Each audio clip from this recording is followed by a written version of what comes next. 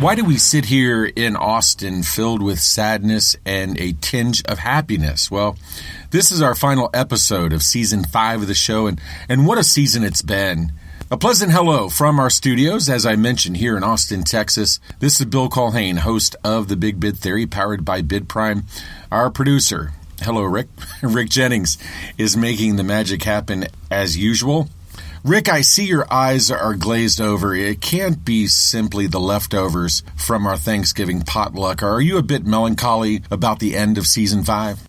You know, Bill, I might be a little sad that the season is coming to an end, but then again, I'm also very excited for the holidays, and I'm just going to choose to be excited for the next great season. In this episode, and it's a good one, our guest, Chris DeLuzio, the policy director at Pitt Cyber, is going to address a myriad of topics related to election security. How important are the issues facing our election officials and we the voters? Rick, you've listened to the conversation. Your thoughts on Chris's concerns about election security overall? Right. So this was a very thought-provoking discussion, and as Chris mentioned, there are definitely a number of threats from outside the country, like from China, Russia, and elsewhere. But just listening to him talk, it really did make me wonder about threats that we have yet to identify.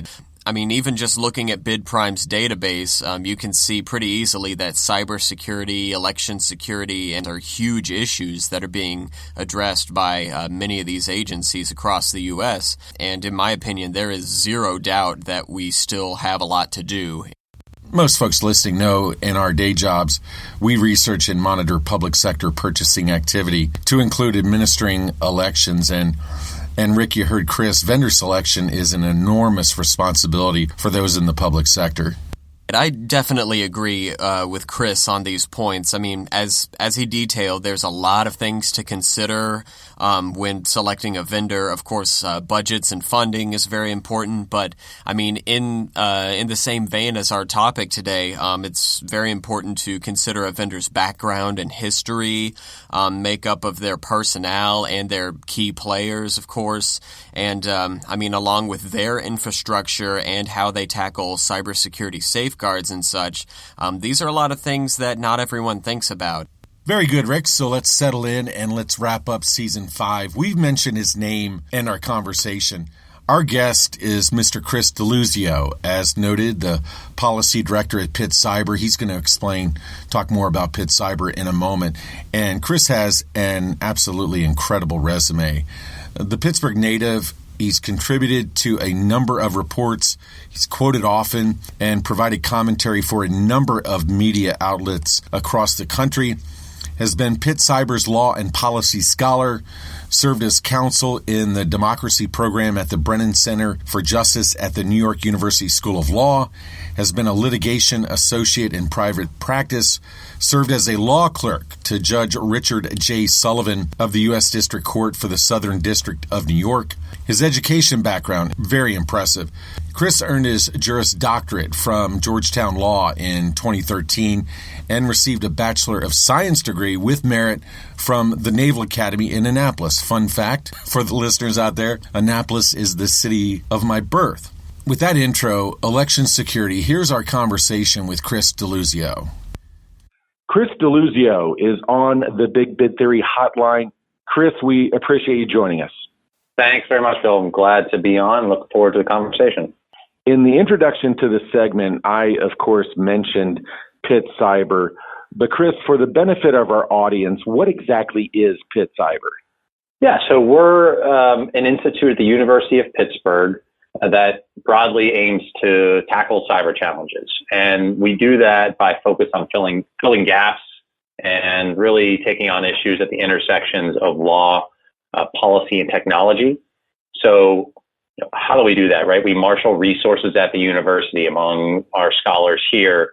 Then we collaborate outside of Pitt itself. We, for instance, hosted the Blue Ribbon Commission on Pennsylvania's election security in the past year or so. We're launching a forthcoming the Pittsburgh Task Force on Public Algorithms. And so in doing that effort and those types of efforts, right, we try to bring together academics, those in the relevant fields with government experience, and really confront the cyber challenges that demand more than just technical solutions. So law and policy answers to some of these problems. Election security clearly right up that alley. You were a part of the team that constructed and released Defending Elections Federal Funding Needs for State Election Security. And that was back in July. And incidentally, for our audience, we'll add a link to that work in the description of the podcast. I know it isn't breaking news. Our audience understands. But in the intro to that report, it begins, state and local election officials are on the front lines of a cyber war with sophisticated nation-state rivals and other malevolent actors. Millions upon millions of dollars are being spent. That being said, Chris, what are the primary 2 to 3, let's say, challenges in securing the elections in this country? Well, I think, unfortunately, I think about the problems and vulnerabilities we have in our voting systems and our elections in general. We still have many jurisdictions using paperless computer voting machines. So they're called DREs, direct recording electronic machines. But we still have a lot of jurisdictions using those. And those machines they're very old. They're prone to errors. They're also very susceptible to hacking. And they don't include the evidence of individual voter intent, the individual ballots, paper ballots marked by voters that you need to do meaningful post-election audits, the types of audits you need to conduct to give voters confidence in the outcomes, to put down fears that if they're misguided fears around whether there's been a hack or a mistabulation. You need individual paper ballots to do that. And so that's one of the central issues that we're facing in our voting. And of course, it's not just that. It's needing the money and the resources to swap out the old paperless and hackable machines, but also then to learn and put into place the procedures to do mandatory risk-limiting audits after every election. We worry about whether there's good information sharing with local and state election officials by the federal government, whether those same jurisdictions who administer our elections are paying attention to cyber hygiene and keeping their systems secure and safe from attacks. So it does really run the gamut, but I think one of the principal threats and the most pressing issue we confront is really making sure that every voter in this country votes on a paper ballot, and that those ballots are not only, of course, tabulated, but then checked via mandatory audits after every election.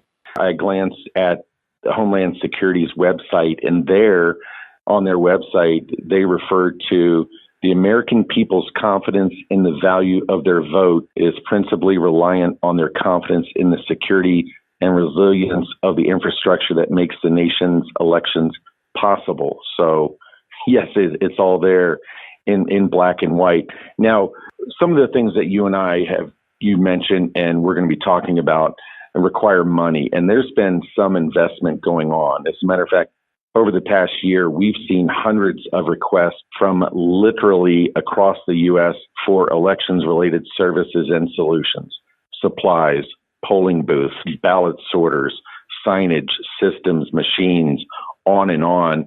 So manpower and brain power, yes, they're important, but to fight tech, you have to have tech. And we had Diana Burley from I3P on earlier this season. We visited with Gary Brantley, Atlanta CIO. We've talked about cybersecurity on this show this season. But as you look across the landscape, Chris, how are elections officials in the U.S. using technology to address election security? Well, I think first and foremost, as voters, we tend to think of the voting exercise itself as being, and correctly, being central to elections, right? The actual casting of a ballot, whether it's in person or if you're an absentee or mail-in voter. And that's true, but there's a lot more that goes into election administration than just voting itself. So I guess I would start with the obvious example that election officials have to have machines, to tabulate ballots, machines to help for those who can't hand mark paper ballots if the jurisdiction is using hand marked paper ballots for most. They need an accessible voting option. So then you're looking at ballot marking devices, or BMDs as they're called, in each polling place to comply with accessibility requirements. You're then looking at electronic poll books. Many jurisdictions are moving away from the old paper poll books for in-precinct check-in, and they're using e-poll books, which are often tablets that rely on data from voter registration databases, which is another piece of tech here. You've got states have voter registration rolls that are kept on databases that are public facing in many ways and receive inputs from the variety of state governmental offices like the DMV that interact with voter registration lists. They've got to defend those sites and databases from attack and make sure they're available if servers have issues or go down. And there are things like election night reporting. We've become accustomed in this country to seeing results reported right after the polls close. And that's right. Those are public facing websites. Those are unofficial results that are presented, and results are later certified with the official outcomes. But we do expect that kind of quick reporting. And so that relies on both the tabulation systems, but also something quick that takes that initial unofficial tabulation and gets it in front of people. And so that's a piece of tech as well. And I think the overarching point, and what I think is important for your listeners to remember, is that there is a lot of tech, as it were, whether it's pieces of hardware or software or systems that you don't really see or think about, that go into our election infrastructure and go into the reality of making sure that when it's time to vote, whether you're checking in a polling place on election day or mailing your ballot in a few weeks before the election itself, there's a lot of tech that's had something to say about whether your ballot is ultimately tabulated correctly, whether you are able to vote in the right place that you're supposed to be voting in, whether you received a ballot in the mail, and much else in between. And so I do think tech is a big piece of how we vote and the infrastructure around voting in this country. Excellent points there, Chris. And so that's the segue to the next question I have, the next topic we will discuss. And anybody who is within 1 million miles of the internet, a television, or a radio understands that there are a variety of so-called bad actors, and they've been named as part of this ongoing story crisis. But we're less than a year out. So as you look ahead to November of 2020, who are you hearing as potential threats to the elections coming up? Well, I think we've heard from intelligence and national security officials, the federal government, right, that we should be worried and thinking about some of the common adversaries you hear in this space: Russia, North Korea, China, Iran. But it's not just them, and it's not just nation state threats that we have to think about. The unfortunate truth is that to the extent we're relying on private vendors so much in our elections, which is an absolute reality and by necessity, those vendors themselves rely on supply chains that are often outside the United States. They contract for a variety of services and equipment themselves as well. And so there are threat vectors throughout the supply chain, throughout our infrastructure, that are beyond just the local or state election officials and their offices. And it creates a fuller picture of, frankly, a more complicated threat scenario or set of scenarios, which makes defense all the more difficult.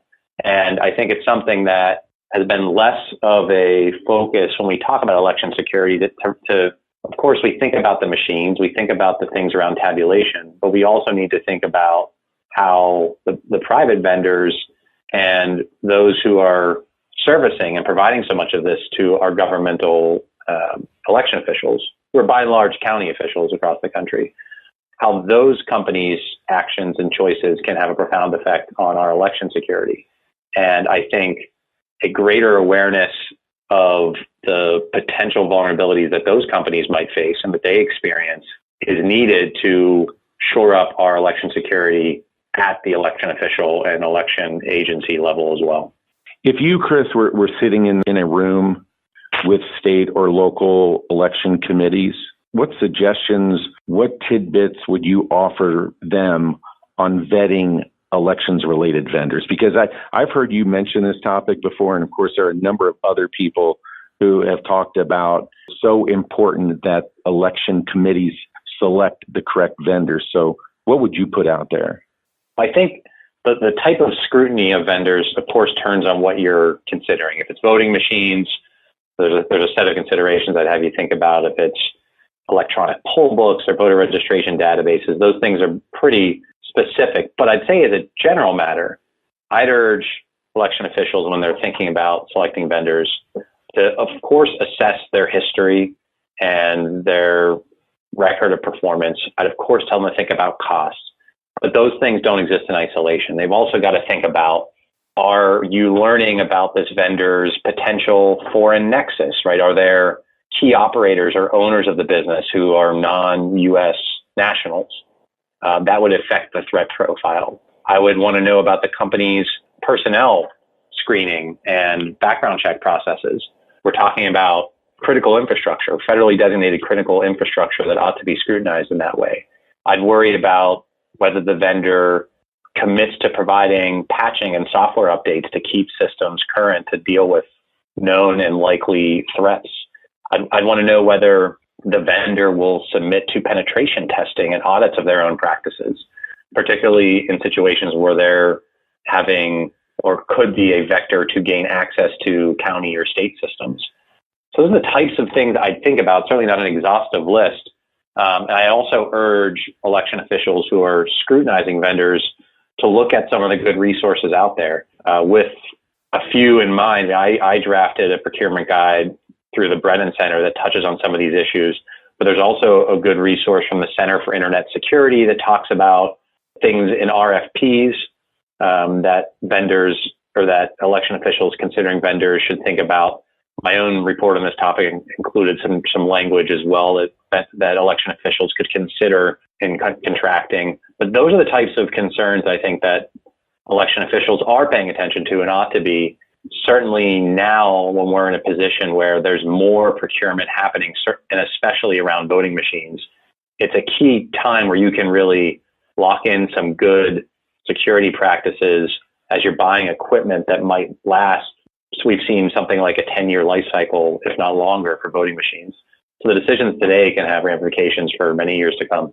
Little doubt about that. And as I mentioned previously, there is a lot of activity going on in and around elections. And it isn't just something that's happened in the past 6 months, but you look back over the, let's say, past 36 months, and there is a lot of investment going on.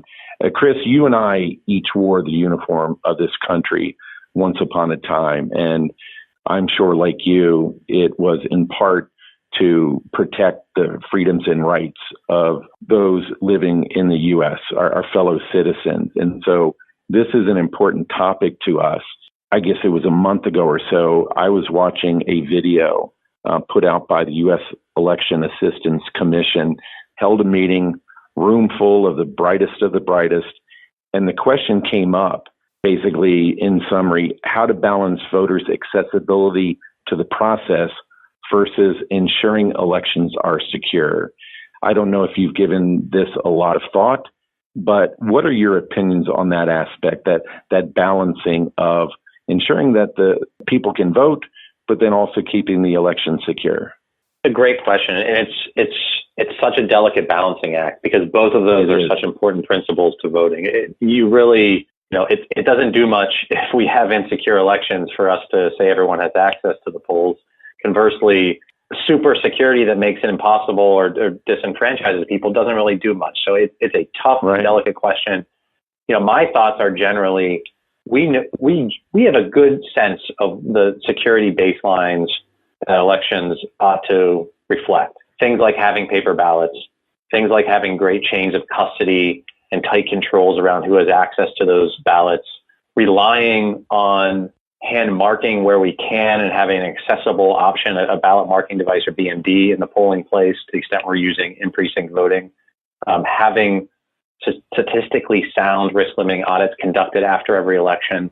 And then on the access piece of it, it also brings into mind and raises for me questions of, are we making voting convenient and fitting voting around people's lives? That makes me think about things like no excuse absentee voting and mail-in voting options. We've seen a lot of good progress in places like Colorado and Oregon on those fronts, and also doing things around voter registration that doesn't put an undue burden on eligible voters. Several states have embraced automatic voter registration where you do something like go to the DMV to renew your license and you're automatically being registered or having your registration updated. Because if we have got good, accurate voter rules, not only does that make it so that there should be fewer problems for people in terms of not being registered if they're eligible, but it also should make election administration at election time at the polling places more efficient and better and less crowded in some ways, having fewer delays and lines if we have those issues dealt with on the front end. And so I think it really requires a holistic view of voting and what goes into determining whether someone is allowed to cast a ballot, where they cast a ballot, how it's cast, and then how it's counted and checked. It's all of those things, but it really doesn't lend itself to a clean, neat answer. It requires sort of thoughtful and weighing and analysis of all of those considerations. Debate continues. I was in Las Vegas middle of last week. I was in North Carolina and Tennessee this past weekend, and obviously election security, a topic that regardless of where you are in this country, people are asking questions, and it's important. And Chris, we do, again, appreciate you joining us. I'm highly confident that this is going to go down as your favorite guest appearance of all time. Maybe not. But are there any upcoming appearances on your calendar? You mentioned a couple of resources. We will include links to that material in the description of the podcast. But is there anything else, or again, any shows that you're going to be on in the not too distant future that you'd like to put out? Nothing comes to mind specifically, though I will say to keep an eye out for PitCyber's forthcoming Pittsburgh Task Force on Public Algorithms. We'll be doing some interesting stuff around how government is more and more relying on these automated decision systems or algorithms. And so I think that is going to be, frankly, a growing trend in government. And we hope to do some interesting study and work around what we ought to do it smartly, but also put some good constraints and, where appropriate, some limitations on what government should do. We will keep an eye out for that. And if anything hits our radar, we will certainly pass it along to our audience. Chris, on behalf of our audience and those of us here at this show, thanks for the important work you're doing. And we do, again, appreciate you stopping by. Thanks, Bill. Real treat to chat with you, and appreciate the time. I just said it, but again, many thanks to Chris DeLuzio. Election security, what are where you are right now? What are your local election officials doing to safeguard your vote, your results? You may want to investigate, may want to find out and not rely on CNN and Fox News. By the way, we also, and want to point this out, want to thank Deb Todd from PitCyber for helping to coordinate Chris's visit. So it's now time for crazy bids, and bittersweet comes to mind, or is it mostly sweet? Our final crazy bids of season 5, bids you can win, covers a topic that's important to each and every single one of us. We're all crazy for ice cream. I didn't realize until earlier today just how many solicitations there are out there for ice cream related. And with that, the Defense Logistics Agency is in the market for an ice cream maker. This latest ice cream maker request, and I say latest, and by the way, it's an 18-page document, is just one of the numerous ice cream-related requests on the big board. I scream, you scream, we all scream for ice cream. Good luck in pursuing and winning that crazy bids, our final crazy bids of Season 5. And, segue, Season 5 is now officially in the books. Thank you so much to all of the incredible guests we've had on this season. You can drop by, and most of you know this, we're on a number of platforms. You can drop by any of those platforms to revisit a particular episode. Of course, thanks to you for tuning in, downloading, and following our show, The Big Bid Theory. We are absolutely humbled and ecstatic about the growth of the show. It's hard to believe that we started this little show 5 years ago, and look at us now. Over the break, as we, like many of you, recharge, please continue to email us. My email is bculhane@bidprime.com. We thoroughly, absolutely enjoy corresponding with those of you who want to send us emails, share ideas about topics, whatever the case may be. So any ideas for 2020, let us know. I can tell you, by the way, and it's been in the works for a while, there will be some new and exciting upgrades to the show coming up in 2020. Stay tuned for that. You can follow us on Twitter at The Big Bid Theory, of course, or my Twitter account is contract_hunter. We're also over on Facebook. For the final time in Season 5, powered by BidPrime, for the best producer in the business, Rick Jennings, and our digital media guru, Kevin Henderson, we hope you and yours have a very safe and happy holiday season. Rick, anything you want to add, bud? I also want to take a moment to say a big thank you to all the listeners of the Big Bid Theory, and thank you so much for your support throughout these years. We definitely wish you a wonderful holiday season for you and your family, and we look forward to getting back to you next season. Good words there, Ricky J. Thanks to Chris DeLuzio from Pitt Cyber. Remember to exercise your right. Get out and vote, people. It's not goodbye, rather it's we'll see you soon. This is Bill Culhane. Until next year, go Gunners, Barracudas, Tigers, Bobcats, and Cubs. And we wish you all the best in growing your business. Powered by BidPrime, we thank you for tuning in to The Big Bid Theory. From Austin, Texas, the show is produced by Bill Culhane and Jim Ward. Producer and engineer is Rick Jennings. Distribution, research, and production assistance by Lauren Jones and Kevin Henderson. You can find other episodes of The Big Bid Theory on platforms to include iHeart, iTunes, Spreaker, and Google Play. So much fun.